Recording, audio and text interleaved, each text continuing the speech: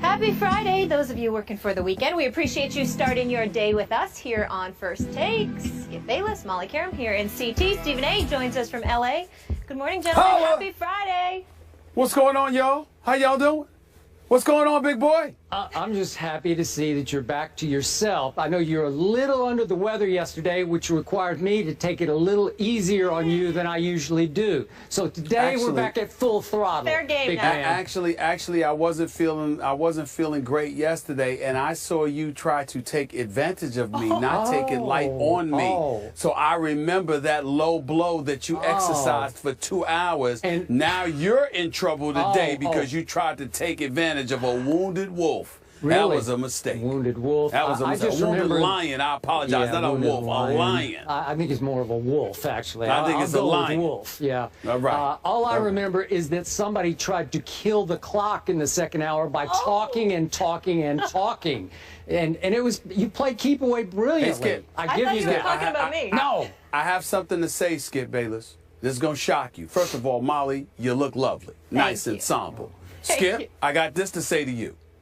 Nice ensemble. I'm shocked. You look pretty good today. You trying to set me up for the kill, Mr. Lion? A young lion over there, that's Stephen A. Yeah. The jacket is sweet. Thank you. Appreciate that. It is nice. Next it is question. nice. It's a rarity, but it's nice. Are you gentlemen ready to work on this Friday? We always ready. Let's roll. Coming up, forget Drake and Meek Mill, the new beef, Floyd Mayweather and Ronda Rousey. Shots fired and the counter punches keep coming. We'll break all that down. Des Bryant on the cover of Rolling Stone, rock star status for the stud wideout. How's he going to handle those bright lights, though? We'll dive into that next, but we kick things off in Naptown, where earlier this month, Frank Gore told the NFL's Nate Burleson that Luck is a different breed who runs the huddle like no other quarterback he's seen during his 10 years in the Bay. Gore reiterated his comments on Wednesday, telling the Jim Rome show the following. He runs meetings like a coach. Basically, I'm playing with a coordinator on the field. He's a football god. He sees everything. He sees the big picture of everything. Let me know when he sees something I don't see. He's just different. How he's in the huddle, off the field, in the meetings, he runs it. He runs the show. Even in the offseason, he ran it. One day he had running backs. The next day he had receivers. He's just different. He's a football god. Skip Bayless, did you hear him? Wait, say that again? Football god? Yes. Can he live up to those expectations? I got to repeat that for you, Please. Mr. Lion.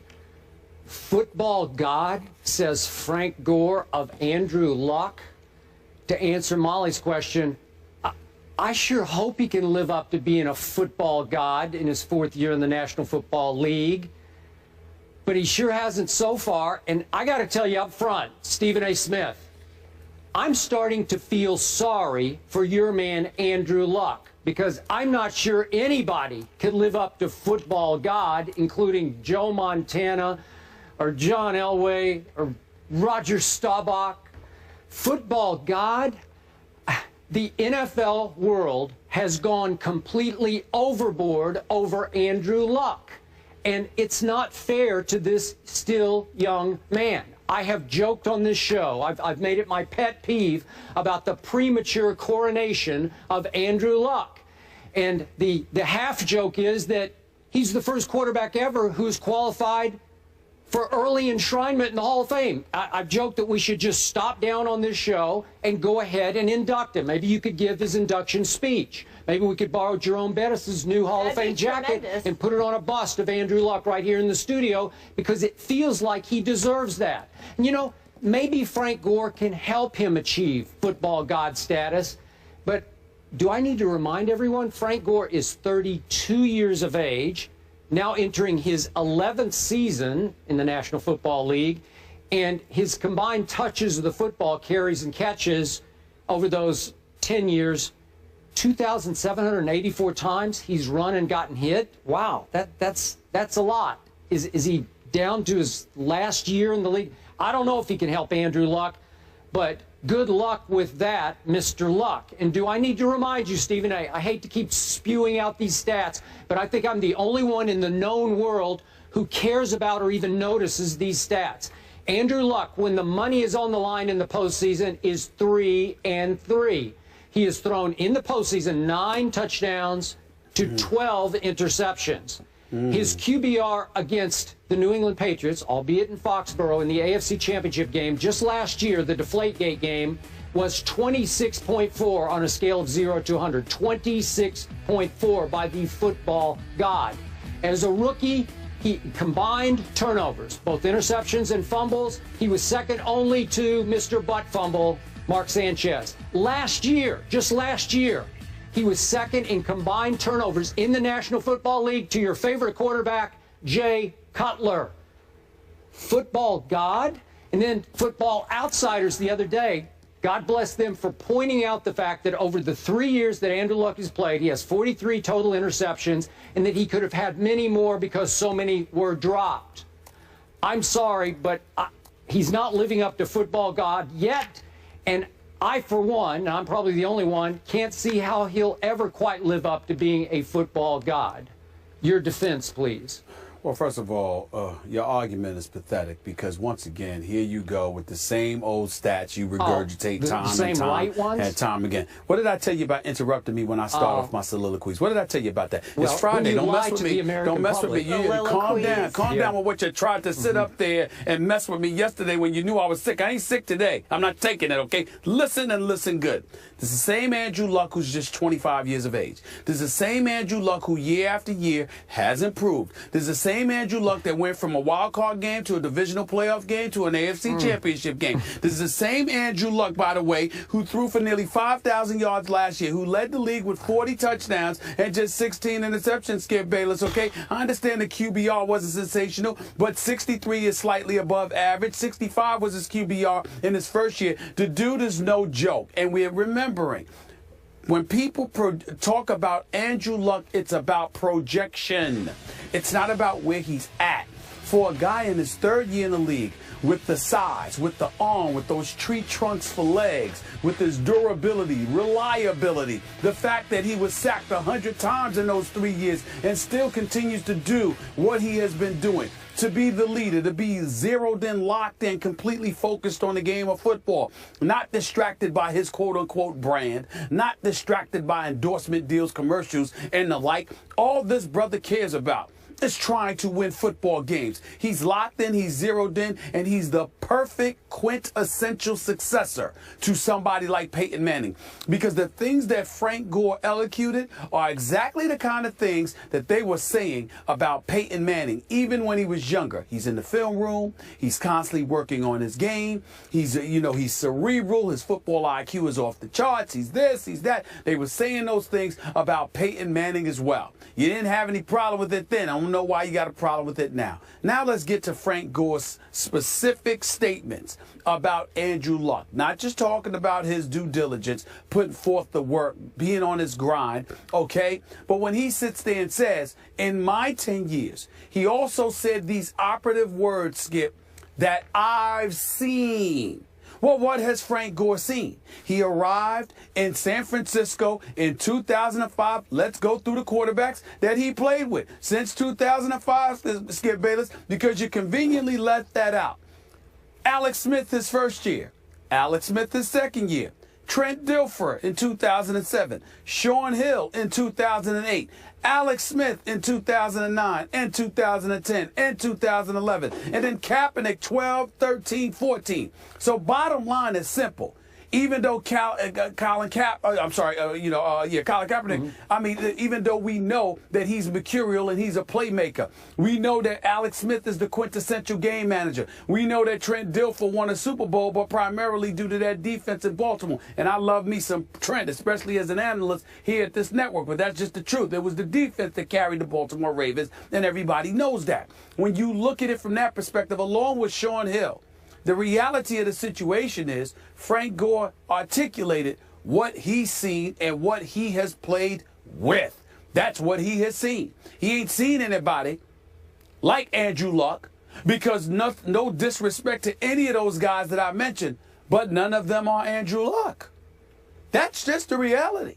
And Andrew Luck is 25 years of age, with a legitimate 13 to 15 years left in his career.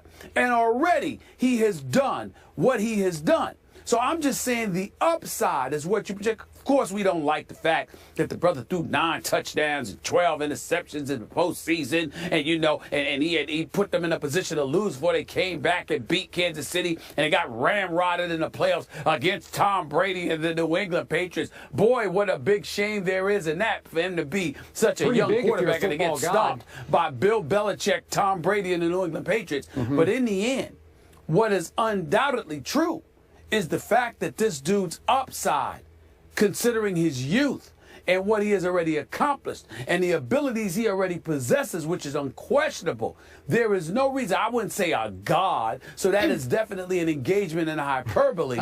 But I can understand where Frank Gore is coming from, considering who he has played with in his 10-year career. Okay, you were going so quickly, this might have sort of slipped through my ears, but did you call Kaepernick a game manager? Is that what you said? No, I said Alex Smith's a game manager. I said Colin Kaepernick is mercurial. He's a playmaker, but not a passer extraordinaire. Well, he's not that. I don't know if Frank has forgotten, but Colin Kaepernick did throw and run that San Francisco team all the way to the Super Bowl, right? But nobody's saying he couldn't throw. Nobody's saying he couldn't throw. But we all understand that Colin Kaepernick's strengths are with his legs and playmaking ability. He isn't the most accurate passer in the world. He's no scrub by any stretch. The brother can play.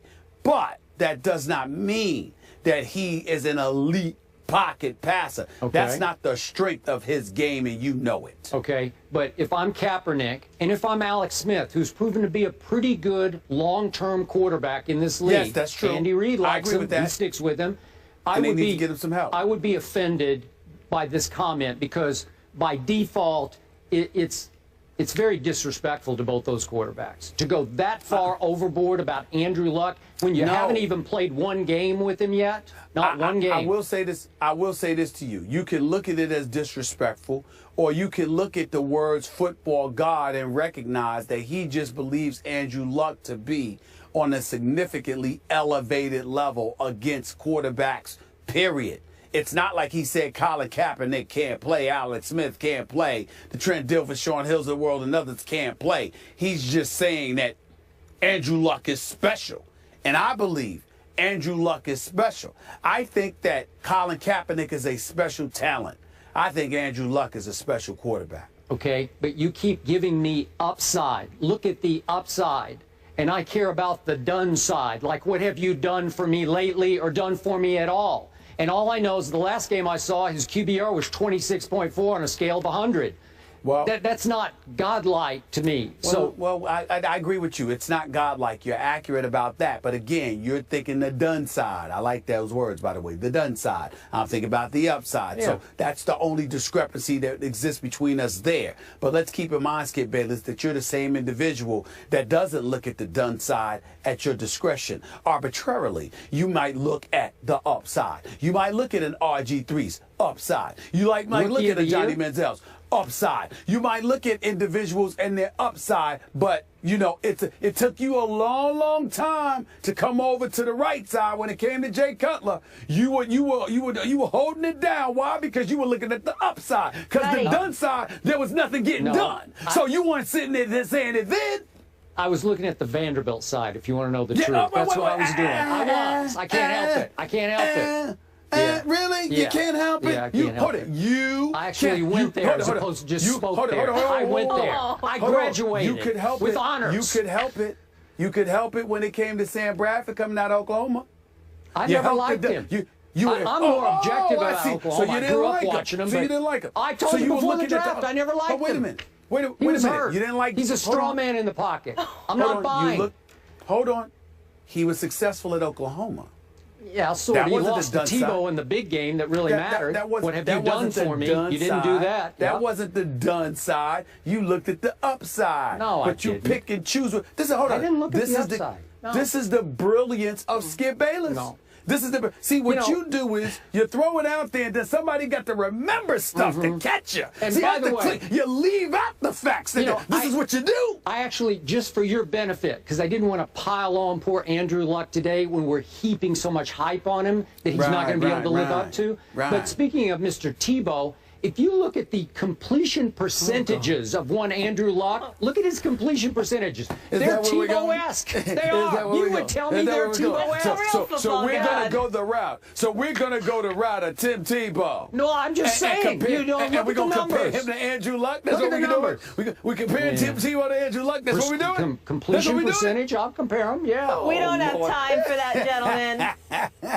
You know what I wish we had, though? You are something else. For this You are something else. For this full case study, I wish Frank Gore had played with a Manning or a Brady, and I'd like to know if he would be as impressed with Luck, but we won't know that. I doubt he would be.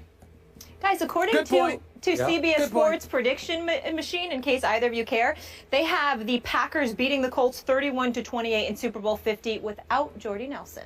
So there's that little nugget for you. Was it without Jordy Nelson? Without, because they said after they recalculated they did it again? All right.